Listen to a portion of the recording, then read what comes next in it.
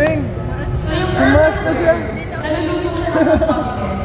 Hindi na dito ngayon. And then yung stoneware, mas matagal for like hours and hours of cooking.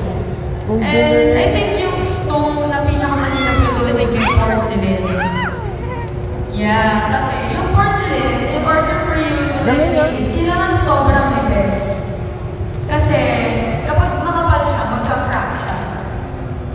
So, pag napalipis siya, and fun fact, yung mga artists daw, yung mga potters ng porcelain, kalauna natatanggal yung fingerprint. Kasi sobrang nawawala yung identity nila, no? Ano sila? Naghahanap ng sarili.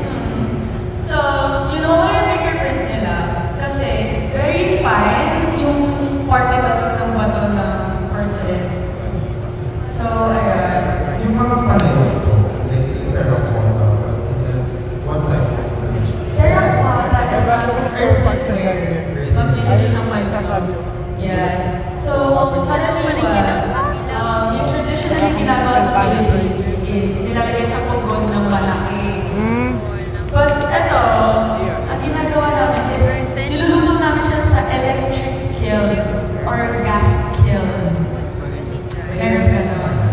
Yes. Para pwede mo lang gawin indoors. Kasi yung pugon, di ba, outdoor siya. Like, kasi upusok siya and everything. So yeah, you have na yung modern electric kiln and gas kiln. So yeah. Any questions? Everyone's encouraged to raise their questions in this room. Agawin nyo na po sa akin ng mic. Yeah. Or raise your hand. Wala ba kung tatanong ng IG ko dyan? Cheers! Sisingin listahan na dito. Oo, kasi nagtatanong. Pakita ko yung isa. Alright. Kung may magtatanong kami, Bebe, ako, wala. Di not siya. Pero ayun, successfully, we create a semi-bowl, semi-cylinder. Grabe pala.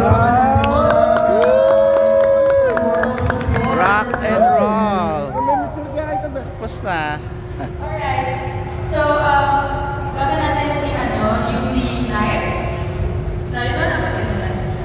And then, slowly, go around the wheel. Slowly. And then, pag nakamit ka na ng mark, it's okay na enough para masundan siya ng nylon. Nylon ang na. Yung use ka nylon.